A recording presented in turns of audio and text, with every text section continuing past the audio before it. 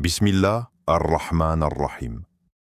Assalam alaykum wa rahmatullahi wa barakatuh. Avant que tu n'avances plus loin, laisse-moi te dire une chose simple. Si tes yeux se posent maintenant sur ces mots, c'est que ton cœur avait besoin d'un rappel, peut-être même d'un souffle, peut-être d'une lumière que tu n'attendais pas. Rien n'arrive sans permission divine. Rien ne touche ton âme sans qu'Allah ne l'ait voulu. Et ce moment-ci, exactement celui que tu vis, porte plus de sens que tu ne l'imagines. Je veux que tu restes avec moi jusqu'à la fin, vraiment jusqu'à la dernière phrase, parce qu'une surprise t'attend, une ouverture, une parole qui peut changer la façon dont tu commenceras ton prochain lundi. Ne quitte pas maintenant. Ton cœur a un rendez-vous. Avant d'aller plus loin, fais un petit geste qui a un poids immense dans les cieux. Écris en commentaire « Ya Rab, ouvre-moi les portes du bien ». Ce n'est pas un simple mot. C'est une intention déposée, une trace lumineuse écrite sur terre et entendue dans le ciel. Et si tu veux que ces rappels continuent d'habiter ta semaine, abonne-toi à Le Savoir Islamique. Pas comme un clic de plus dans ta vie digitale, mais comme une preuve que tu choisis, volontairement, d'alimenter ton âme avant tout le reste. Partage aussi cette vidéo à quelqu'un qui commence ses lundis dans la fatigue, la peur ou la confusion. Tu n'imagines pas combien un seul rappel peut recréer une étincelle chez une personne qui s'éteint doucement. Maintenant, respire et laisse les mots entrer comme une brise légère. Le lundi, ce fameux lundi. Il revient chaque semaine, imperturbable, comme une vague qui revient toucher le rivage. Pour certains, il annonce la pression. Pour d'autres, la routine. Pour beaucoup, il est devenu un ennemi silencieux, un jour qui écrase, qui étouffe, qui ramène à la réalité. Le monde se lève tôt. Les rues s'agitent. Les notifications recommencent à hurler. Les pensées se précipitent comme un torrent incontrôlable. On court, on planifie, on stresse. On recommence à remplir un calendrier qui semble toujours trop petit pour ce qu'on veut y mettre. Mais au milieu de cette agitation générale, très peu de cœurs commencent leur semaine par la clé la plus lumineuse, la connexion avec Allah. Imagine un instant, tu te lèves comme d'habitude. Tu sens le poids de la semaine. Tu sens les responsabilités se presser dans ton esprit. Mais avant de regarder ton téléphone, avant d'écouter les murmures de ton anxiété, avant même de te rappeler ce que tu dois faire, tu poses ta main sur ton cœur et tu dis « Ya Rab, je t'offre ce lundi, ouvre-moi les portes du bien ». Ces mots ne sortent pas de ta langue, ils sortent de quelque chose de plus profond, ta sincérité. Et soudain, un apaisement, pas une magie, pas un miracle spectaculaire, mais une respiration différente, comme si ton âme se redressait après avoir été courbée trop longtemps. Tu sens une lumière douce, un calme qui n'a rien à voir avec les circonstances. Parce que le tawakkul ne change pas toujours la réalité extérieure, mais il change l'intérieur, le cœur. Et quand le cœur change, tout le reste devient plus léger. Tu ne contrôles plus, tu confies. Tu ne cours plus derrière les moyens, tu espères en celui qui crée tous les moyens. Tu n'espères plus dans ta force, tu espères en la sienne. Et c'est cela qui transforme ton lundi en un jour différent du lundi des autres. Le même monde, les mêmes défis, les mêmes obligations, mais pas le même cœur. Allah dit « Souviens-toi de moi, je me souviendrai de toi ». Une promesse, une paix, un rappel doux mais immense. Quand Allah se souvient de toi, aucune porte ne reste fermée. Aucune difficulté ne t'écrase vraiment. Aucune peur ne t'enchaîne. Aucune confusion ne perdure trop longtemps. Même si toi, tu crois être bloqué, Allah est en train d'ouvrir. Même si toi, tu crois être seul, Allah est déjà là. Et c'est pour cela que le lundi ne devrait pas être le jour de la panique, mais le jour de la confiance.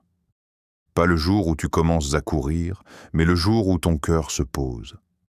Pas le jour où tu te relies aux moyens, mais le jour où tu demandes au Créateur des moyens. Parce qu'un lundi confié à Allah à une lumière que rien ne peut éteindre. Alors je veux que tu prennes ce moment, là, maintenant, comme un rappel intime.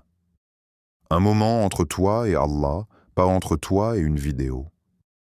Un moment où tu réalises que ton lundi n'était qu'une transition, mais que ton lien avec Allah est constant, ininterrompu, plus doux que tu ne le penses, plus fort que tu ne le crois. Le lundi revient chaque semaine pour tout le monde. Mais il ne porte pas la même lumière pour ceux qui disent « Ya Rab, ouvre-moi les portes du bien ». Ce simple murmure peut devenir le début d'une semaine bénie, d'un chemin éclairé, d'un cœur éveillé. Continue de lire, reste jusqu'à la fin. La surprise que je vais te révéler est une clé, une invocation, un secret que beaucoup négligent, mais que ton cœur attend peut-être depuis longtemps. Reste. Tu n'es qu'au début. Il y a des jours qui semblent ordinaires aux yeux des hommes, mais qui portent, dans l'invisible, une valeur que seule la lumière d'Allah peut révéler. Le lundi fait partie de ces jours-là. Il glisse dans la semaine comme un début que beaucoup redoutent, comme un signal du retour à la course, à l'effort, aux responsabilités, aux défis qui reprennent leur place. Mais pour le croyant, le lundi n'est pas un fardeau. C'est une porte. Une porte que tu n'ouvres peut-être pas encore consciemment, mais qui s'ouvre devant toi dès que tu tournes ton cœur vers Allah. Le prophète jeûnait souvent ce jour-là. Et quand ses compagnons lui demandèrent pourquoi, sa réponse porta une sagesse qui traverse les siècles. C'est un jour où il est né, et un jour où ses œuvres montent vers Allah. Cela suffit à comprendre que le lundi n'est pas seulement le début d'une semaine terrestre. C'est aussi un moment où les cieux se rappellent de toi, où tes actions prennent la route vers celui qui sait tout de toi, même ce que tu caches derrière tes silences. Imagine cette scène invisible que ton âme connaît mieux que ta raison. Les anges montent avec les œuvres de ton dimanche, de ton samedi, de toute la semaine passée.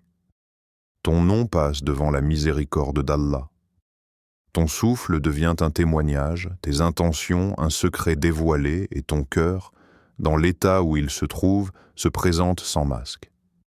Le lundi n'est pas un jour où tu recommences. C'est un jour où tu es présenté. Et pendant que la plupart des gens se lèvent avec l'esprit envahi, le cœur pressé, l'âme dispersée, toi, tu as la possibilité de te lever avec une lumière. Pas la lumière que tu allumes sur ton téléphone. Pas celle du jour qui traverse ta fenêtre, mais la lumière intérieure, celle qui change la façon dont tu vois la vie elle-même. Le monde te dit « recommence à courir ». La foi te dit « commence par revenir ». Revenir à Allah, revenir à ton cœur, revenir à ton souffle, revenir à ce qui donne du sens à tout ce que tu fais. Parce que avant d'ouvrir ton ordinateur, tu dois ouvrir ton cœur. Avant de chercher des réponses, tu dois chercher la présence d'Allah. Avant d'avancer dans la semaine, tu dois te poser devant ton Seigneur. Le vrai succès, il ne commence jamais dans les agendas. Il ne commence pas dans les messages que tu dois envoyer, ni dans les tâches que tu dois accomplir. Le succès commence dans un geste que beaucoup négligent. La main posée sur le cœur, la tête inclinée en humilité, la langue qui murmure un dhikr que seuls les cœurs connectés comprennent. Parce qu'une minute de dhikr peut changer une semaine entière. Une minute. Une seule minute où tu dis intérieurement « Ya Rab, guide-moi ». Ne me laisse pas avancer seul, ne me laisse pas me perdre dans les illusions. Et ce simple murmure peut changer ton lundi en un jour d'intimité, en un jour où Allah te rappelle que tu n'es pas seul à marcher dans le tumulte du monde. Tu marches avec lui, tu avances sous sa protection, tu te lèves avec sa bienveillance. Le lundi devient alors un privilège.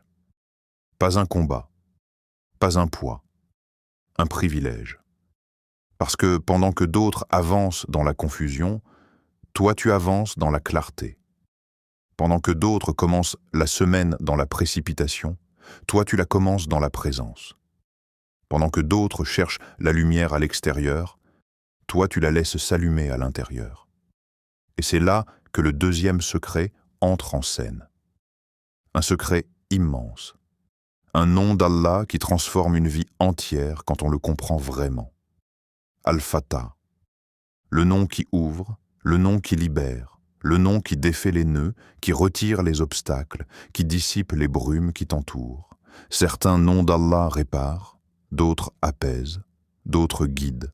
Mais Al-Fatah, c'est celui qui ouvre. Quand tu crois que la porte est fermée, quand ton cœur se sent emprisonné, quand tu regardes devant toi et que tout semble bloqué, quand tu n'as plus de direction, plus de force, plus de solution, c'est lui qui ouvre. Il ouvre comme il a ouvert la mer pour Moïse. Il ouvre comme il a ouvert les cœurs des croyants pour y déposer la foi. Il ouvre comme il ouvre chaque matin le ciel pour que la lumière descende sur la terre. Et quand tu dis « Ya Fatah, ouvre-moi les portes du bien », tu n'es pas en train de prononcer une simple phrase. Tu es en train de frapper à une porte qu'aucune créature ne peut ouvrir. Une porte qui ne s'ouvre qu'au moment exact où Allah décide que c'est le meilleur moment pour toi. Allah n'ouvre jamais trop tôt. Parce que trop tôt, tu ne serais pas prêt. Allah n'ouvre jamais trop tard. Parce que trop tard, ton cœur aurait peut-être faibli. Allah ouvre au moment juste, au moment parfait, au moment où son ouverture est un cadeau, pas un piège, une miséricorde, pas une épreuve. Quand tu prononces ce nom, tu fais plus qu'invoquer. Tu t'abandonnes. Tu reconnais que ta force a ses limites, que ton intelligence a ses murs, que ton contrôle n'est qu'une illusion. Mais tu reconnais aussi que lui, Al-Fatah, ouvre ce que personne ne peut ouvrir. Parfois, cette ouverture bouleverse ta vie. Parfois, elle traverse ton cœur. Parfois, elle apaise ton âme. Parfois, elle te donne la clarté que tu attendais sans même savoir que tu l'attendais. Tu prononces une phrase, et Allah ouvre un monde qui était déjà écrit pour toi, mais que tu n'avais pas encore atteint. Et pourtant, il y a des moments où tu invoques encore, tu répètes, tu espères, et rien ne change, rien ne bouge, rien ne s'ouvre. Et c'est là que la plupart des cœurs s'essoufflent, que les pensées commencent à douter, que le désespoir tente de s'installer, que la voix de Shaitan murmure « Pourquoi invoquer? Rien ne change ». Mais il y a une vérité que très peu voient, une vérité subtile qui change tout. Le silence n'est pas un abandon. Le silence d'Allah n'est jamais un rejet. Son délai n'est jamais un oubli. Son attente n'est jamais une punition. Le silence, c'est un enseignement, un entraînement, une purification. Un appel à rentrer plus profondément dans la confiance. Parce que parfois, Allah retarde pour renforcer ce qui te manque. La patience, la conviction, la stabilité, l'humilité, la certitude que rien ne t'appartient réellement. Avant de t'ouvrir une porte extérieure, Allah t'ouvre une porte intérieure. La porte de la confiance pure, la porte de la soumission, la porte de l'acceptation, la porte du lâcher-prise véritable. Et quand ton cœur se calme après une invocation, même si rien n'a changé autour de toi, sache que c'est déjà une réponse. La première réponse, la plus importante. Parce que si Allah a apaisé ton cœur, c'est qu'il t'a entendu, c'est qu'il t'a regardé, c'est qu'il t'a répondu à sa manière. Un cœur apaisé, c'est une porte ouverte. Une porte que personne ne peut fermer. Alors, dans ces moments où tu ne vois aucune issue, rappelle-toi, ce n'est pas parce que tu ne vois rien que rien ne se passe. C'est juste que la lumière est en train de se construire de l'intérieur. Et pendant que ton cœur apprend à faire confiance dans le silence, l'islam t'enseigne un autre secret. Le tawakkul n'est pas une attente immobile. Le tawakkul, ce n'est pas croiser les bras et dire « Allah fera ». Le tawakkul, c'est marcher, même dans la brume. C'est semer, même si tu n'as pas encore vu la pluie. C'est donner, même quand tu n'as pas grand-chose. C'est agir, même si tu ne vois pas encore le résultat. Une sadaka, même minuscule. Une bonne parole à quelqu'un. Un sourire offert avec sincérité. Une prière faite pour une personne qui souffre. Un service rendu dans le secret. Ces gestes ne sont pas anodins. Ils ouvrent des portes invisibles.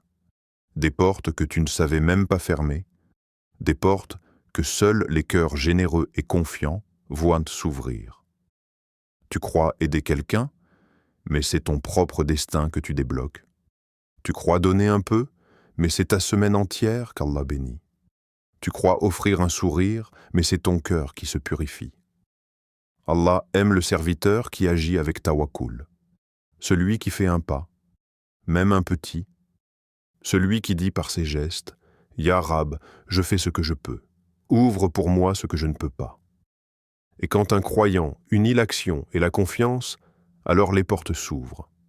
Pas toujours de la manière attendue, pas toujours dans le timing voulu, mais toujours dans la sagesse parfaite d'Allah. Chaque porte de bien qui s'ouvre commence toujours par le même geste, un cœur qui se tourne vers Allah, une invocation prononcée avec sincérité, un effort fait pour lui, même infime, même discret. Et c'est là que le lundi prend sa vraie valeur. Il devient le jour où tu recommences avec un cœur purifié, où tu choisis la lumière avant le bruit, où tu décides de marcher avec Allah avant de marcher avec les gens, où tu fais de chaque geste un pas vers les portes du bien. Il y a des moments dans une semaine qui semblent insignifiants aux yeux des gens. 2 minutes perdues entre un message et une notification, 2 minutes de silence entre 2 obligations, 2 minutes qui s'effacent dans l'agitation du quotidien. Mais ce que beaucoup ne savent pas, c'est que 2 minutes peuvent devenir un refuge. 2 minutes peuvent devenir une porte. 2 minutes peuvent devenir un début nouveau, un espace sacré entre toi et ton Seigneur. Ce lundi, ou n'importe quel lundi, avant que le bruit du monde n'envahisse ton esprit, avant que ta journée ne s'impose à toi comme une vague trop lourde, prends ces 2 minutes. Pas pour réfléchir, pas pour planifier, pas pour ajouter encore une chose à faire, non. 2 minutes pour être. Pose ton téléphone. Pas à moitié. Pas en le gardant dans la main. Pose-le vraiment. Comme si tu déposais avec lui tout ce qui t'encombre, tout ce qui t'éparpille, tout ce qui te vole tes pensées. Ferme les bruits du monde. Ferme la porte s'il le faut. Éteins les notifications. Imagine que tu te tiens à la frontière entre le tumulte du monde et la tranquillité que ton âme réclame depuis longtemps. Le silence n'est pas une absence. Le silence est une présence. Il est le terrain où ton cœur peut enfin respirer. Respire profondément. Pas une respiration rapide, de celle qu'on fait sans conscience. Une respiration lente, ample, où l'air entre en toi comme une miséricorde et ressort comme un poids que tu abandonnes. Laisse chaque souffle te ramener vers toi-même, comme si ton cœur te disait « Je suis là, écoute-moi ». Laisse ton cœur se poser devant ton Seigneur. Ne te force pas à ressentir quelque chose. Ne cherche pas des larmes, ni un frisson, ni une émotion particulière. Laisse ton cœur être comme il est, un cœur fatigué peut-être, inquiet, chargé, dispersé, mais sincère. La sincérité suffit pour que ce moment devienne une adoration. Puis, doucement, très doucement, prononce ces mots. Ya Fatah, ouvre pour moi les portes du bien. Ne le dis pas pour la beauté des mots. Ne le dis pas comme une formule qu'on répète mécaniquement. Dis-le comme une confession, comme une main que tu tends vers le ciel, pas pour demander quelque chose de précis, mais pour dire « Je sais que c'est toi qui ouvres, je sais que c'est toi qui guides, je sais que c'est toi qui protèges. » Ces mots n'ont aucune puissance s'ils restent sur la langue. Mais quand ils descendent du cœur, ils deviennent une lumière. Une lumière qui peut briser une peur. Une lumière qui peut éclairer une décision. Une lumière qui peut t'ouvrir une issue que tu ne voyais pas. Visualise la lumière, la paix, la clarté s'ouvrir devant toi. Visualise un chemin où les obstacles se déplacent doucement, comme si une main invisible les écartait. Visualise ton cœur s'élargir, s'ouvrir, se purifier. Visualise la douceur qui descend du ciel sur ton âme. Chaque image que ton esprit crée n'est qu'une métaphore de quelque chose de réel. L'ouverture d'Allah n'a pas besoin d'être vue pour être vécue. Répète-le autant que tu veux. Une fois si ton cœur est lourd. 7 fois si ton âme a besoin de se réveiller. 20 fois si tu sens que quelque chose en toi se libère à chaque répétition. Allah regarde ton intention, pas ton compteur. Il regarde ton état, pas ton nombre. Il regarde ton sincère besoin de lui, pas la longueur de ton invocation. Et si, à un moment, ton cœur s'adoucit, même légèrement, comme si une tension se relâchait, comme si une pensée se calmait, comme si une paix discrète glissait sur ton âme, sache que quelque chose s'est déjà ouvert. L'invisible est plus rapide que le visible. L'intérieur bouge avant l'extérieur. Le cœur ressent avant que le monde change. Tu pourrais ne rien voir de concret immédiatement. Tu pourrais penser que rien ne s'est produit. Mais Allah n'agit jamais dans le vide. Chaque invocation sincère trace déjà un chemin, même si tu ne le vois pas encore. Quand ton cœur change, c'est la première porte. Et cette porte-là, quand Allah l'ouvre, aucun être humain ne peut la refermer. Alors garde cette habitude. 2 minutes. 2 simples minutes. Un court instant suspendu entre la terre et le ciel, où tu prononces un nom qui peut tout ouvrir. Le reste de ta journée prendra une autre couleur, même si tu n'en es pas totalement conscient. Parce qu'Allah récompense les cœurs qui se tournent vers lui dans la sincérité.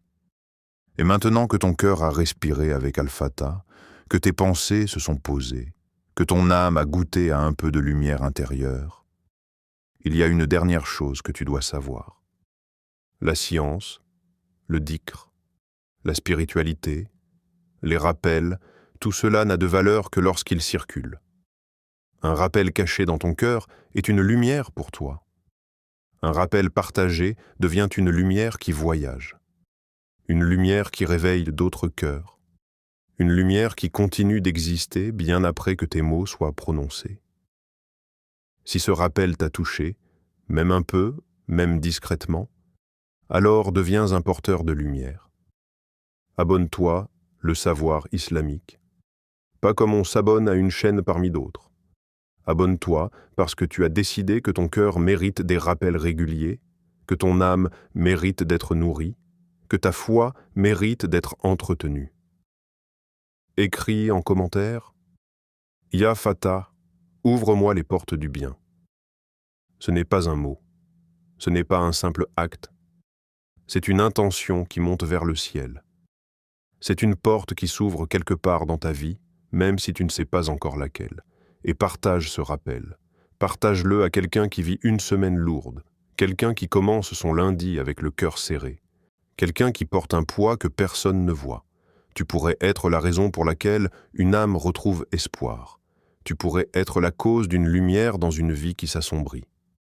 Les rappels sont comme des braises. Si tu les gardes pour toi, elles chauffent ta main. Si tu les transmets, elles deviennent un feu qui réchauffe plusieurs cœurs. Un rappel partagé est une lumière qui continue d'éclairer bien après toi, et chaque lumière partagée revient vers toi sous forme de récompense, de bénédiction, de portes ouvertes. Alors avance, fais ce geste simple. Abonne-toi, commente, partage. Pas pour moi, pas pour une chaîne, mais pour toi, pour ton cœur, pour ta foi, pour la lumière que tu veux laisser derrière toi. Tu viens de vivre un moment avec ton âme. Garde-le vivant et laisse-le se répandre autour de toi, comme un parfum doux qui suit ceux qui se souviennent d'Allah.